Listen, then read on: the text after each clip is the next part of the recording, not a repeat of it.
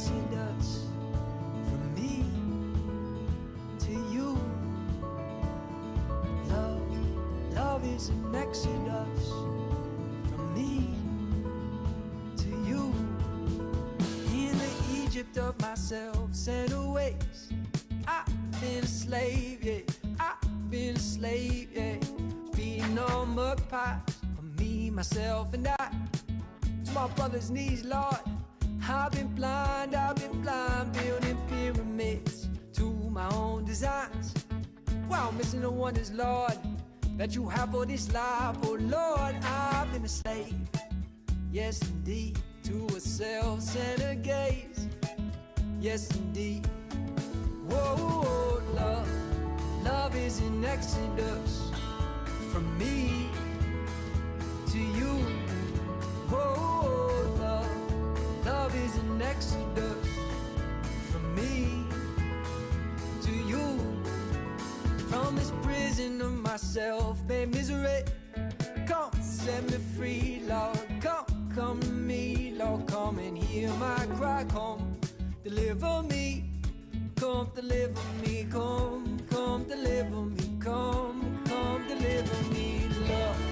Love is an exodus from me to you. Whoa, love is an exodus from me to you.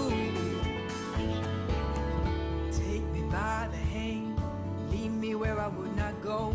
Teach me to lay down my life for my brothers, just like you did for my soul. Come and lead me on to where true freedom's found, 'cause we only find our lives when we lay them down. Come and set me free, help me give myself away with the loving. Yes, that's the loving that you have shown to me, love. Love is an exodus from me to you. Whoa, love is an exodus from me to you.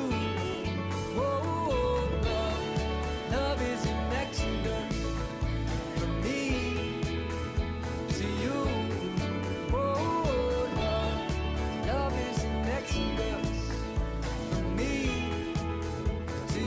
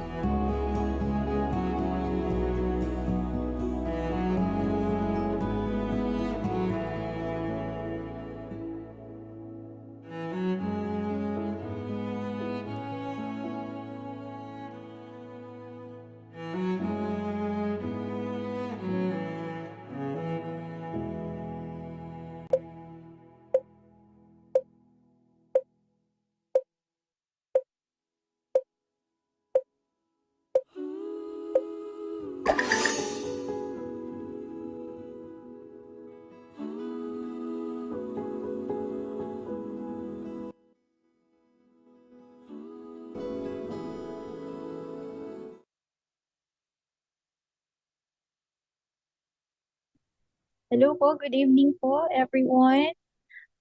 Hi po sa ating mommies and parents na nandito po.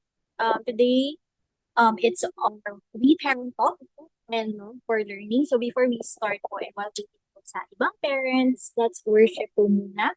So we have a song for today. So let's dedicate this time to worship God.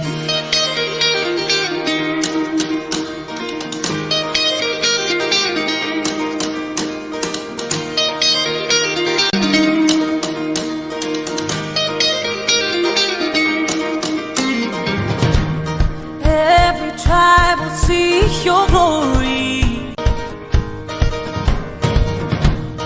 Every nation bow before you. All our treasure turn to ashes in the light of you.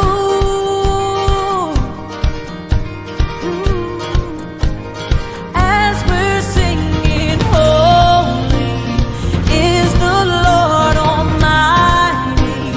Only you are worthy, worthy of it all.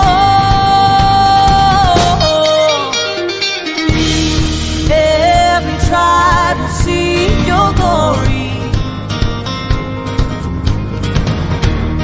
Every nation bow before you.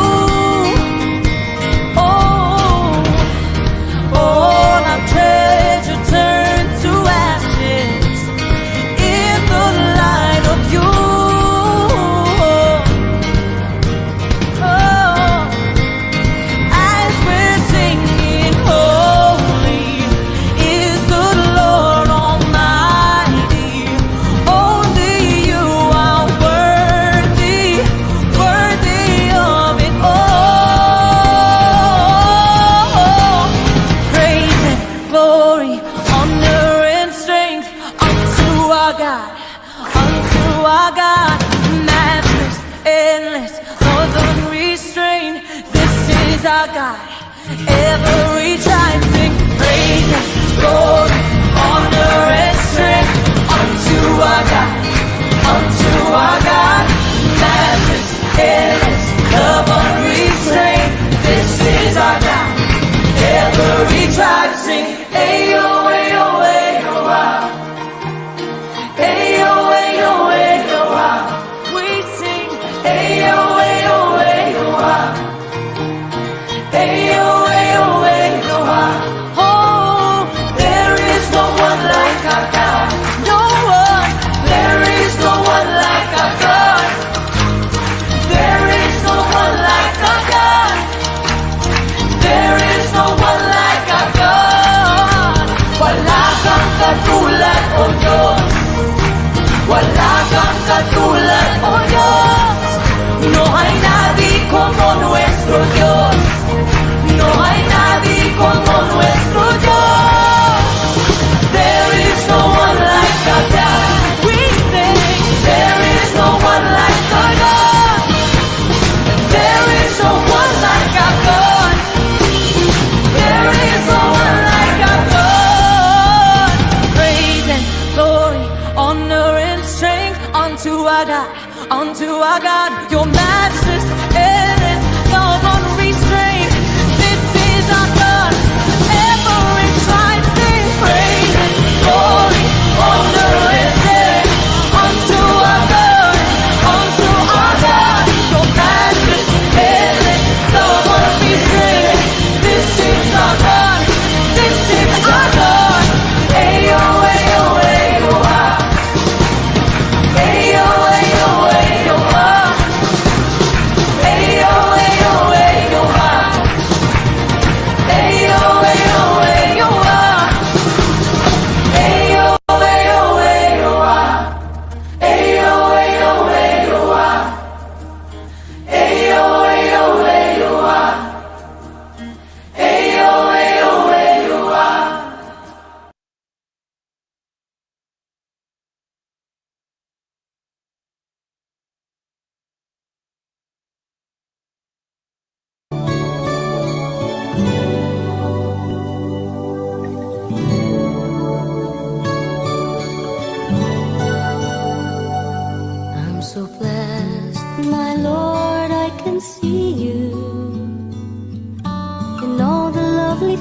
so fine and true. I see you in the beauty of the flowers and the rain. I see you between the lines of a sweet refrain. I'm so blessed, my Lord, I can see you. Even when I'm lonely and in pain, I see you in the beauty of the stars at night. I see you in my life, I feel alright.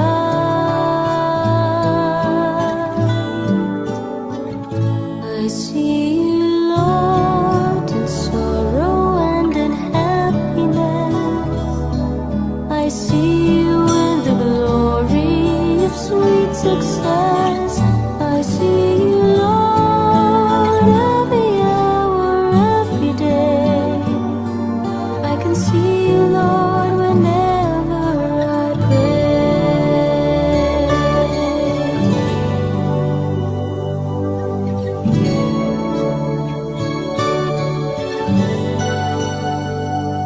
I'm so blessed, my Lord, I can see you in the smile of a baby, sweet and true. I can see you in the eyes of my very best friends. I see you in these bonds, just like your love would never end. Lord, in sorrow and in happiness, I see you in the glory, Lord, every hour, every day. I can see you, Lord, whenever I pray. I see you, Lord, in sorrow and in happiness. I see you with the glory of sweet success. I see you, Lord, every hour, every day. I can see you, Lord, whenever I pray. I pray. I can see you, Lord, whenever I pray.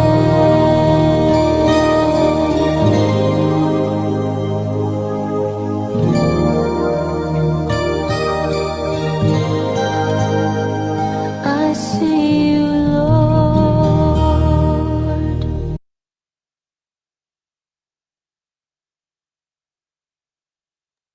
Let's all pray po and feel the presence of the Lord. As we come together, we thank you for the gift of life, family, and we thank you, Lord God, for bringing us together and the promise of a new hope. We ask for your guidance, wisdom, and support as we begin this We Parent session. Help us to engage in meaningful discussion and allow us to grow closer as a family. Fill us with your grace as we make decisions that might affect our learners and continue to remind us that all that we do today, all that we accomplish is for your great glory. We ask these things in your name. Amen.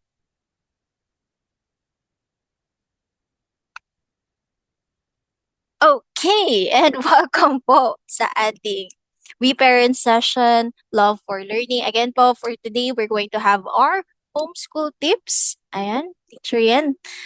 Grabe naman yung kanta mo. Okay. Naalala ko parang nasa high school, kinanta ng graduation.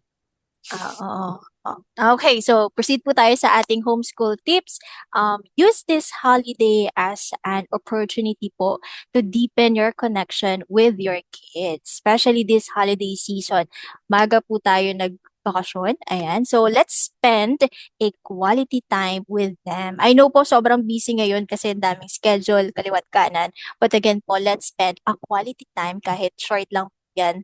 Let's talk with our kids things that matters. Okay, like for example, ano yung mga favorite or thankful nila for this year. Like, mag-e-end na po tayo. Ang bilis po na panahon, December na. So, next year, 2025 na. So, let's talk about ano yung thankful nila or three things. Mga simple na ganun lang po. Or, kamusta ka ngayon? Or, nabago na ba yung mga music na gusto mo? Anong favorite play or hobbies mo ngayon? Something like that.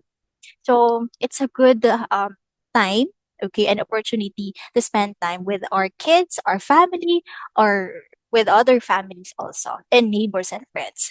Ayan. Okay. Next po tayo is may papanoorin po tayong isang video or vlogger. I don't know po is if nakikilala niyo or napapanood niyo po sila. Wait lang po. Medyo mabagal po ang aming net. So please bear with us po. And so pwede po tayo, so while waiting din po, pwede po tayo magbukas ng camera. Kayo po ba ay nasa bahay, nasa work? So mag-ano po muna tayo? Yan, teacher yan, sabihin mo kami pag okay na. Okay lang, sige, sige, okay lang yan. So proceed na tayo, teacher yan.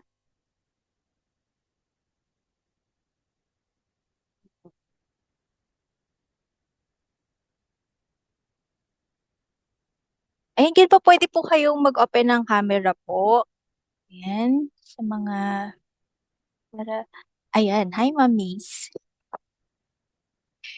Ayan, hello po. Ayan, Ma'am Raquel. Ibon yung yung Ayan, sky ayan ng po. blue. Mama, why is there rain? Kasi anak, may kinakasal na tikbalang. Mama, why is there trees? Ano anak, pang display para maganda yung mga bahay, di ba? Why are we bleeding? Why is there blood? Why is So yung mga anak po natin, napakaraming tanong. Pero naku, wag po natin sasagutin ng pilosopo o yung hindi maayos na tanong. Kasi normal na bata yan, curious yan. So dapat, dahil natututo sila, sinasagot natin sila ng tama. Naku, accessible na nga ngayon ang mga information Hindi kagaya nung unang panahon, di ba? Ngayon, pag may tanong sila na mga komplikado, why are we breathing? Search tayo sa Google, di ba? Search natin sa Google, sagot para masagot din natin sila ng tama. Para paglaki nila, tama yung alam nilang impormasyon. Kapag nasagot sila sa klase, tama yung maisasagot nila, di ba? Hindi yung parang magugulat yung teacher, ala, ba't ganun yung sagot ng bata? At makikita po natin na sa totoong buhay, pag malimang may mga tanong tayo sa kanila, isasagutin din nila tayo ng maayos, di ba? Yan. So, tulungan natin yung mga anak natin na matuto, turuan natin sila ng mga tamang bagay. Yun lang po, maraming salamat. Sana ay makatulong video na ito. Stay safe and God bless. Bye! Ayan. So, kung mapapansin niyo po sa video, ang dami pong tanong ng kids. Ganito rin po ba yung mga kids niyo? Maraming tanong, ay, mami, bakit po ganito? Ganyan, ganyan. So, ano po ba yung mga weirdest question po nila? May mga weird question po ba sila? Wala naman po. Naalala ko, may isang Sa chat parent, box. pwede pong mag-chat sa chat box para po malaman din po yung secret. Merong may parent na nag-share dati, parang, mami, bakit, may lumalabas na water bakit may nagfa-flush? Something yan, sa toilet kasi. So, na-curious yung kid. So, yung mga ganong question, so, ang hilig po talaga nilang magtanong ng kahit na ano. So, especially, ang mga kids, very curious po talaga yan. And related po ang ating love of learning about the scripture also and sa wisdom. So, sa scripture po natin, it's from Proverbs 4 verse 7. Wisdom is the principal thing. Therefore, get wisdom, and with all thy getting, get understanding. Okay. So, yun po ang ating scripture for today na bibigyan lalim po ni Teacher Lawrence later on about love for learning. Okay? Now, Teacher Ian, Take it away. Thank you so take much it away. sa aking asawa. So, magandang gabi po sa inyo. We are so happy na konti lang po tayo kasi gets po natin Friday. May pasok pa yung iba. And we are still happy for your time giving this opportunity to have a discussion about love for learning. So, nasa day 1 po tayo. Day 2 po natin will be on December 16. Meron po tayong guest speaker po nun. So, hopefully, maka-attend din po tayo ulit. Magkita-kita po ulit po tayo. So, good day po again to everyone. Good evening, good morning, good afternoon sa iba-ibang lugar po kasi iba nating parents. So, I'm Teach Chen and maybe some of you are new here or nagtataka bakit Yen, then Lawrence ang pangalan ko. So, papakilala lang po ako ulit. Di po ako babae as you can see and di din po pera galing yung pangalan kong Yen. Galing po ito sa kaibigan ng kaibigan ko na Ngongo. Merong klepto dito. Lawrence po talaga name ko but nagbago po ito because of him. Okay? Kasi pag trinay po natin sabihin yung salitang Lawrence, sa Ngongo sound, it sounds like So, Oyen. ito try ba Try namin niyo to? po. Sige, try nyo po. Oyen, diba? Oyen. Sige, ako na magta-try. Oyen. So, naging Oyen po yung tawag nila sa akin nung college. Then, doon po nag-umpisa yung name ko na Teachien. So, why do I tell you this? Ask me why. Sige nga po, pakitype po sa chat box pala. Alam ko po yung iba nandito pa. Why? Because learning should always start with a humor, fun and enjoyable. And for us to start to love learning, we must start to enjoy of what we are doing. As you all know, di po first course hindi po ang first course ko ay education. Ang first course ko po talaga is architecture. And kasi as you all know, I love drawing, I like everything na connected sa art. So I enjoy visuals, enjoy colors. So the first course ko as architecture. But paano po ako napunta dito sa edu? Well, I love to draw, but di po ako mahilig kay math. Pero nagtuturo ko ng math, di ba? You can see I love teaching math now. And you guess it right, nag-fail po ako ng nag-fail a lot of times kay algebra, kay trigonometry, sa mga lahat ng measurements kay architecture. And I'm not really good in math during that time. And until the architecture, a dream I always wanted, become a strong reason why I started going or hating going to college. I am telling you this because love of learning can be impacted by the environment. During my elementary days, I was always bullied. Slow learner po kasi ako. And di ako magaling makagets ng mga topics. Hindi halata ngayon. Sabi ni Min, bakit daw parang di halata? Dati, sobrang learner po ako. Lalo na po sa math. Ituturo pa lang yung addition, nalilito na po talaga ako sa numbers. So, dahil po doon, because of that, pag may math time, nape-pressure po ako. My classmates are already done answering the tests or the questions that the teacher had given. Ako hindi pa po tapos. So, until little by little, yung addition sa akin, naging adyoko na. Adyoko na. And yung subtraction, naging sub naman dyan. Ayaw ko na po ng math. And so on, until nag-college ako, dala-dala ko na po yung marka sa sarili ko na I'm not good in math.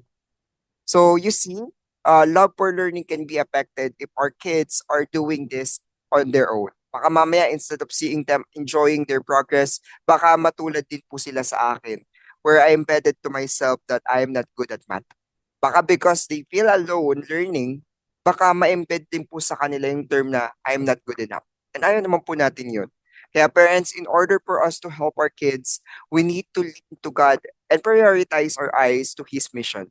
Remember, homeschooling is not about perfection. It's about building a love for learning while staying rooted in our faith. So may papakita lang po ang picture. What can you see about this picture? Medyo, di ba, frustrating na nagpapangaral ka sa anak mo, they're not listening to you. Kahit anong sabihin mo, hindi na sila nakikinig. Or mas masakit pa po ito. Nakakalungkot or tinis din po, di ba, na kahit anong gawin natin, pilit sa mga anak natin, ayaw na nila mag-aral or tamad na tamad po sila. Sino po dito ang hindi pa po tapos sa mga learning task? Sa mga home task? Opo. Di ba, nakaka-frustrate seeing this na we are eager to help them, but they're already tired of doing the task.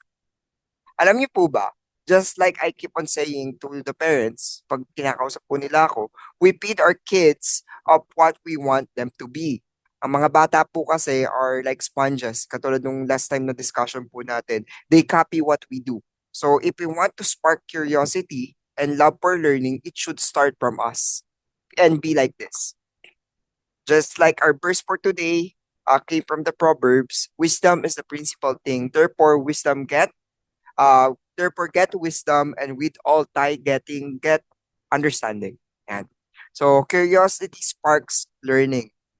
It gives them eagerness to learn, to explore new things if they can see it through us. So, Tichan, paano po ba? I am going to give you 3 things to remember how can we spark curiosity. So first, create stimulating environment. Ask open-ended questions. Incorporate hands-on activity. So, pag-usapan po natin yan ngayon, little by little. I'm going to make it short. So, pakinggan po natin yung first part, create stimulating environment. Fill your home with books. Yan, maglagay ng mga books. Kahit saan sila punta, that may books, puzzles. Yan. Si one of our parents, nag-donate po sila ng daming puzzles po. Si Ma'am Maze, nagbigay siya ng mga puzzles, sinubukan naming isolve. And sumakit ang ulo namin. So, and creative materials. So, good po yun. By producing puzzles, books, and creative materials, or even a simple box of crayon can open door of endless creativity. Kahit nga mga kuya at ate natin na anak, yung mga adults na or mga teens, we can still encourage them to read. Start quality reading time together. If they like playing games, then introduce games. Tulad ko po, I love games. Kahit nung bata pa po ako, I try incorporating games in my study time. I remember nga po noon, since my mom is really strict sa mga oras na paglalaro, limited lang po yung toys na pwedeng gamitin kasi other toys are displayed. Hindi daw pwedeng gamitin kasi daw masisira. And I tried to to strategize paano ako makapaglaro during the learning time or studying time. So, ang ginagawa ko po, I try to use the paper as a way of me studying and playing para hindi halata ng nanay ko. So, naglalaro ako habang nag-aaral. So, hindi niya na-obvious. But because of that, memorizing became an easy task. Science became my world, and AP is a timeline I would like to explore. Except kay math. Talaga pong during elementary days, high school days, math is a really hard subject for me. So, kaya if mag-join po kayo sa mga classes ko, I tried my best to incorporate games sa lessons namin. Sa grade 4 ko po, as you all know, I incorporate what we call the immunity games. May immunity games po kami sa klase. And where each task, may points po sila na pwede nilang ma-claim. So, in that way, learning can be more ideal for each learners. Parent, try observing your kids. Ano po yung interest nila? Try to blend that with the learning and you will see how lazy days can be more tara aral tayo. Next week, stay tuned po tayo dun sa environment kasi we're going to discuss this further, learning environment. Then, after breaking the barrier na alam na natin yung interest nila, what they want to do, what are their hobbies. Remember, kids po yan. Ngayong araw, baka mahilig kay Cocomelons, pero na araw, they don't like it anymore. So, it can shift quickly. So, we need to keep on touch, keep updated kung ano yung mga learning habits nila ngayon. And after that, we can proceed to the next way, which is ask open-ended question. Instead of saying this is how it works, try asking, what do you think will happen if we try this? It makes learning interactive. Maraming beses nyo na po akong sigurong naririnig sa aming mga teachers. Parents, gawin po natin yung narration. So what is narration po ba? So narration is a form of style. Sabihan niyo po, pag mabilis po ako ha, narration is a form of style in homeschooling where we tell stories, create conversation, instead of stating information and focusing in exchange of ideas to convey learning. So because of this, it opens up the mind of the learner that enables them to understand the subject matter. So instead na katulad ng mga traditional teaching or traditional education na ginagawa, teacher lang po yung nagsasalita. This time, try to ask them questions that will make them think, that we are going to help them focus on the idea, make a conversation. For example, the topic is about butterfly. Where do you think the butterfly came from? Then he will explain it. Try to create a conversation. Bakit nangyari yun? Bakit natapos to? Bakit sila kailangang lumipad? Bakit kailangan nilang maging from caterpillar, they need to change into a butterfly? In that way, we are opening conversations. We can understand the learner or maintindihan pa natin sila ng lubusan kasi little by little we are building or breaking the barrier between the children and the parent. At the same time, magkaroon tayo ng mas malalim na conversation at pag lumaki sila, makikita nyo po how this impacted the growth of the learner. Mas magiging open pa po sila sa atin because of that. So, let me show you the video about the Charlotte Mason. Ito po, example lang po ng isang learner doing the narration. Medyo mahina lang po yung video, so bear with me. This country of ours was about how the new president was elected. He was Harrison or something with an H. And all the people liked him because the president before, I guess, just hadn't been liked. Even though he was trying to get picked again. And he Also, I don't know what he had people thinking, but he lived in the country, so people in the country knew him, so that was another part of it. So, yung topic ng learner dito ay this country of ours. So, he's just trying to explain what is his country all about, who are the leaders. And you can see here, the parents are not interrupting. Di ba nasanay po tayo na pag kinakausap natin yung anak natin, tapos, ano sunod? O, di ba? Anong gagawin natin? We are already cutting them off. Minsan ako po, fault ko rin po yan during the classes dahil nagmamadali sa oras. Instead na patapusin ko yung bata, I need to cut it short para mas marinig ko yung ibang bata. But it's my fault. And dapat hindi po ganun sa narration. Dapat kung ano yung idea nila hanggang maubos po yan. Okay, let them share their thoughts. So, dito tayo sa third point. Medyo bibilis ako lang po. Then, sa third point po natin, incorporate hands-on activities. So, sorry, experiment, crafts, and nature walks bring lessons to life. For example, a nature walk can teach about God's creation. In Genesis, turning science into an act of worship. So, pwede po natin gawing lahat ng tasks natin na merong ginagawa. Some learners kasi visuals, so mas pag nakikita nila, natututo sila.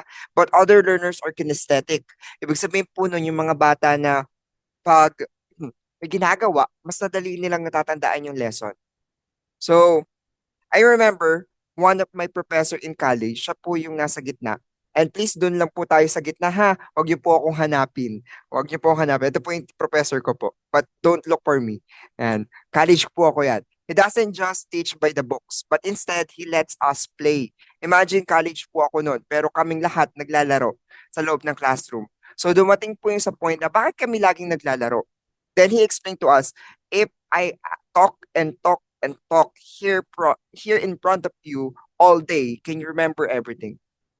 And I said, but if I let you experience each theory, each method, or each style of learning, do you think you can remember them? Then yung answer namin, mas madali naming matandaan yung mga memorable na topics kaysa dun sa mga maghapon na lesson na nakaupo lang kami. And because of his way of teaching, I achieved an award during my eduk days na hindi ko na-experience dun sa previous course ko. That is because my professor instilled to us the love of learning. Sinabi pa nga po niya sa amin, teach not for the money, teach because of your passion. So tinuro niya sa amin na yung pagtuturo dapat nasa puso. And until now, I still carry it. And nandun pa rin yung eagerness ko to learn.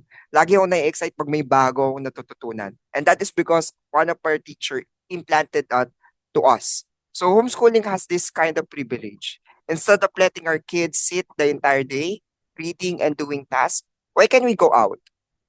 Go to the park, go to the mall, or go anywhere inside your home and try playing and learning. Don't do the traditional style of teaching and move against the current and break the norms of education. Let your kids explore because, as we all know, as homeschool parents, learning should feel like an adventure, not a chore. And when we make it joyful, children naturally wants to learn more.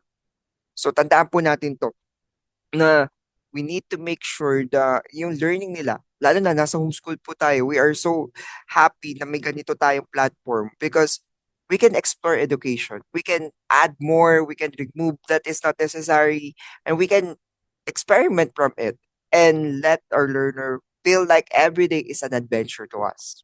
But remember, as homeschooling parents, we have a unique opportunity to center everything on Christ. Love for learning isn't an easy feat. We can just do it and get it right on the first try. So, hindi natin siya magagawa kagad na pagka-start natin homeschooling, perfect na lahat. Lahat po tayo, we carry a brokenness and that until now, some of us are healing. Back when I was in college, mag-share lang po ako ng life story ko sorry po so if I keep on sharing my life story. So during that time, I started hating going to school. So I lost track of who am I and it lead me to a life that I'm not proud of. Party and fails to connect with my family. Why do I share this? As a parents, back when I was lost, I focused only on the earthly stuff, the things that I thought will make me happy. But I realized when I finally met God, the only thing that will make my life complete is when I fully surrendered myself to Him. Tulad din lang po ito sa homeschooling. We are blessed to homeschool our kids because we have much intimate connection to them. We have more time to them. We know that the values we are planting to them is truly deep, and no one can remove this from them.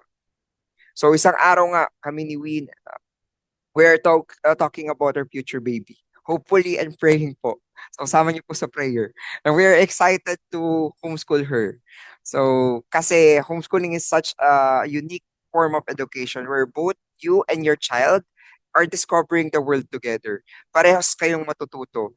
And naniniwala po ako na paglaki ng anak namin, or anak natin, or mga anak ninyo, this path na tinatahak nila is quite a memorable experience to them. And kahit pagbalik-balik na rin po natin yung mundo, they will never forget this journey. Pero parents, this is only possible if we put everything to God. Kasi if not, may mga araw na unlovable ang mga anak natin. Tama po ba? May time na sobra silang stubborn. May time na sobra nilang lazy. May time na mga sobrang overwhelming ang lahat ng mga nangyayari. Kung wala si God sa sentro natin, all of this homeschooling isn't gonna work. Kasi mapapagod at mapapagod po tayo. So let me share these three principles. First, keep Christ at the center.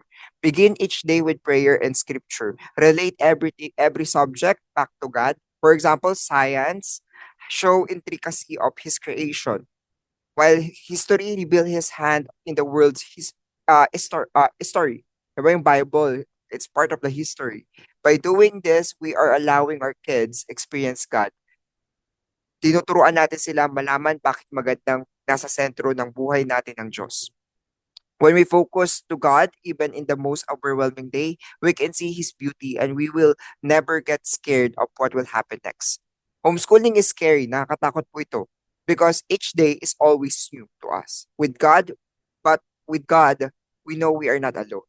Kahapon nga po habang nagpa-practice kaming sumayaw, para dun sa we give natin po tomorrow, nagpa-practice kaming sumayaw, napagod, so nag-sound trip. So, habang nagsa-sound trip po kami, suddenly the Spotify played the song of Isa Segura. Yung pinatugtog din po namin earlier, I See You Lord. So ito po yung line pong yun. So I love this part. So pwede po kayo kumanta. Pero pag ako po kumanta, baka si alisan po kayo sa Zoom. So babasahin ko na lang po. So, I'm so blessed, my Lord, I can see you. Even when I'm lonely and in pain, I see you in the beauty of the stars at night. I see you in my life. I feel alright. So, tong kantang to, may mga araw na we are going to question ourselves why we homeschool. We have friends na sasabihin, mag-private school ka na lang, mag-public school ka na lang. But remember that the song, I See You, Lord. God can see you, and naniniwala po ako na He chose you to homeschool your kids because God knows your heart. God knows why you want to protect your child and give them an education they truly deserve. You're not alone. Hindi po kayo mag-isa dito sa journey to. Nandito po kaming Wheeler families, andito po yung homeschool families. And when fear strikes, look up and see the beauty of God's creation. Look at the mirror and see how God sees you. A wonderful parent, a truly incredible parent. Kaya tandaan niyo po ito na sa tuwing overwhelming lahat, sobrang nakakapagod and you just want to give up, always remember that God sees you and you're not alone in this journey. Now, dun po tayo sa next point, which is the model godly values. As parent, we are our children's first role model. Bubulol po ako.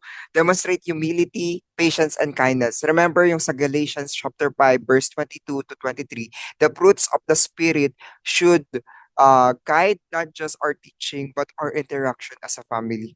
Tulad po ng talk natin last time about anger, if our kids see us angry all the time, well, hindi po magagaya nila. To be honest, I'm still working and praying for it. Kasi magagalitin po ako, lalo na sa kalsada. Sa kalsada po kasi madaling mag-init ang ulo ko and may time si anger na nga ang tawag sa akin ni Will. Anger doon sa may ano po, ano mo palabas yun? Inside Out, yun. So I remember nga one time when I opened the Bible isang umaga, I read my devotion and sabi doon, love one another. And ang cliche, kasi nakakahiya nga po kasi after ng devotion, nagbiyahe kami ni Win. And you know what happened next? Sobrang init ng ulo ko. May sumingit lang, galit na po ako. Then bigla po ako nakastop. Sabi ko kay Win, wait lang, kailangan ko mag-pause kasi sobrang gigil na ako. Then na-realize ko yung verse, love one another. Sinabi ko po sa kanya yon na, hala, love one another yung devotion natin. Tapos ako, galit ako sa kabila, sa ibang tao. Di ba sobrang ang hirap. And after noon, every time na naiinis ako, tatapikin ako ni Win, love one another, love one another. So naisip ko nga, the more mas lumalapit tayo kay Lord, the more na mas nilalapitan tayo the more na nilalapit din natin ang mga bata sa Kanya, mas maraming chances na guguluhin ka ng kalaban. He will distract you from God, what, sorry, He will distract you from what God's want you to do to your family. Kaya nga pag may nagsasabi sa atin na wag na mag-homeschool or pag naiisip natin na stop na to, pause for a moment and remember God's plan for you and for your family. Because if the kids saw us strong in the midst of storm, and they will also be strong when time comes, when they are also overwhelmed in fear. So if they saw us praying in the middle of challenges, then they will also do the same. Remember, sponge. They will copy what we do. Oops. And ito po yung last point po natin. Balance academic and faith. Remember, parents, we have the full control of our child education. In a homeschooling setting, it is about creating a holistic learning environment that nurtures both the mind and the heart. Unlike traditional classroom, homeschooling offers the flexibility to tailor routines to your family's values and needs, sparking curiosity and fostering lifelong love for learning. So by integrating faith into everyday learning, children see how their education connects to their beliefs and the world around them. So encourage questions and exploration, whether it's through hands-on experiment, katulad sabi po natin kanina, storytelling, narration, or creative play that ties into academic class. Dapat po lahat ng ginagawa nila connected kahit naglalaro. This approach nurtures genuine excitement for discovering new things. Again, in order for us to spark curiosity to our kids, we need to become one of them. Be curious. Kailangan kayo rin po curious kayo sa mga bagay-bagay and bring out your inner child and explore with them. Academics should not be in the four walls of our house or classroom. It should be an open space where wonder and curiosity awaits. So, iwan ko po ito sa inyo bago po tayo mag-end. Homeschooling isn't just about teaching. It's about molding hearts. Through our example, we teach our children to walk in faith and wisdom. So eto po, gusto ko lang pong iwan sa inyo before we go to to one of our parents sharer. As a parent, we need to learn how to become one of the kids. At the same time, kailangan din po nating little by little heal our brokenness. And it will only be possible if we surrender ourselves to God. So, homeschooling, mahirap, sobrang komplikado, but it will be easy if we dedicate our time and offer ourselves to God. Yan. So, maraming salamat po for listening to our day 1 ng Spark Curiosity. I hope you learn from us. May natutunan po sana po kayo. Don't worry, wala po tayong test. And we are going to have a parent sharer where she will share to us how she incorporate love for learning sa kanyang anak. And that is Ma'am Mace. Hello po, Ma'am. Hello po, good evening, teachers and parents. Thank you for allowing me to share our journey with this homeschooling and parenting with my daughter. So, just to give you lang po an introduction, I'm Mommy Maze, and my daughter is Pauline. She's 5 years old, and she started with Wheelers around parang magti-3 lang ata siya. So now she's 5 years old, and we're planning to continue until sana high school nga eh.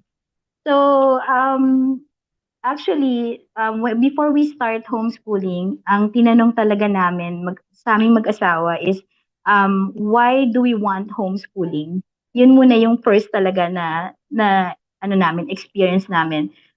Because we want to make it clear to ourselves as a wife and a husband na parehas kami ng decision why homeschooling. And I'll be honest, the main reason kung bakit ko talaga pinili yung homeschooling, it's because I want to instill values to my child. Dahil takot ako na ihalo siya with the other children na baka mabully like what teacher Yan experienced, which is we cannot control that. And other, parenting style na baka hindi akma sa anak namin. So the objective of us is to instill values and of course safety. Plus bonus na lang actually si Corona na natakot na kami na ilabas yung anak namin. And then since we know our objective to instill values to our child, ang ang ginagawa namin to incorporate yung homeschooling. And by the way, our style of parenting is Montessori parenting setup. It's called gentle parenting. So we want to make sure bago ang lahat that we are clear with Pauline, our daughter, as early as baby to now at 5 years old. So we communicate to her so that we can connect. We always communicate to her so that we can connect. And pag nag-connect kami, it's so easy to instill everything to her. School-wise, decision making and being independent. So, nandyan yung, dahil we connect each other and we communicate, we know our boundaries. So, kasama na rin po yung communication sa ginagawa namin sa anak namin is, we are always honest to each other. My weakness and her weakness.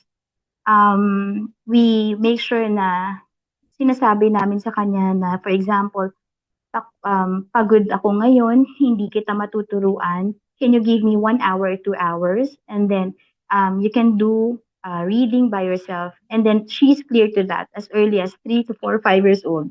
So ngayon, she gives me time. So part yun ng communication. So kapag okay na yung things, she's back on track, I'm back on track. So we give myself time, I give her time also. That's why we connect. And then, rule din namin sa communication is yung alam na alam niya since baby pa siya and she started talking, I listen to you and you listen to me. Kasi gusto kong maintindihan ng anak ko na even bata siya, her thoughts, her emotions, and her opinions are heard. So ngayong nag-aaral na siya with Kinder 2 with Teacher Win, whatever her assignments or whatever her task, I need to ask her, are you comfortable doing this? This is the deadline. This is the plot of your assignment. Parang I have to explain to her kung ano yung kailangan niyang gawin. And then I'll do my part also like videoing her. So in God's grace, talagang nagagawa namin yon ng so smooth na it's like we're enjoying it together and it's like a play and I'm also learning with her. So it's like this homeschooling talaga in Whelan is so incredible na I can get teary-eyed sa sobrang ganda ng pag-aaral ng anak ko. And yung second din na ini-instill din namin sa kanya aside from academics is yung pagmamahal namin sa kanya has to be it's like we show our love to her by being compassionate and respectful. Kasi di ba minsan yung mga bata, lalo na pagpagod tayo, minsan patol din tayo. So, kahit na, syempre, I'm not perfect, but I make sure na I have to be compassionate sa anak ko and I have to respect her kahit ang liit-liit lang niya.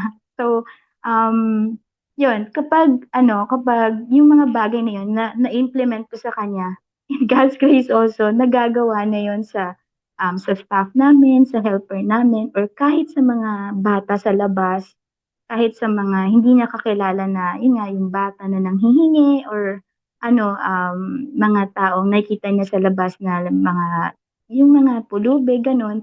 So, sinasabi niya siya na nagsasabi na, can we share food, ganyan, can we share a little money? So, yung mga ganon. And then, nakikita rin niya kasi sa amin. So, naiintindihan niya, i-explain namin sa kanya. So, natuturuan namin siya by modeling also, like what Teacher Yan is saying earlier, na they are really like sponge, na ina-absorb nila what we tell them, how we talk to them, our tone of voice, and also how we give them examples. And then, yung last is, nakakatawa man mga parents, is value for money. So as early as 5 years old, Pauline has a job. Ang trabaho niya is magligpit ng laruan niya. When she was 3 years old, actually 2, 3 ganyan, sinasabi namin na this is your things, this is your stuff. So you have to pack away after playing. So natuto na niya yun, na-master na niya yun. Then later on, sabi ko sa kanya, syempre marunong na siya magturo sa mga mall, ganyan. So iniwasan namin yung tantrums, ganyan. Then sinasabi namin sa kanya na bibigyan kita ng job para maintindihan mo how we value our money. So may sweldo siya. Every Friday sumasweldo siya. And may piggy bank siya na ang sweldo niya is like 10 pesos. Then sabi ko sa kanya, ito yung pera mo, so you have to save while you're young, and then you can help others, and you have freedom, financial freedom when you grow up. So, in-instill ko rin sa kanya yung importansya ng paggastos, na hindi lahat ng laruan pwede niyang bilhin, hindi na, oo, minsan nakaka-disappoint, pero pinaghihirapan.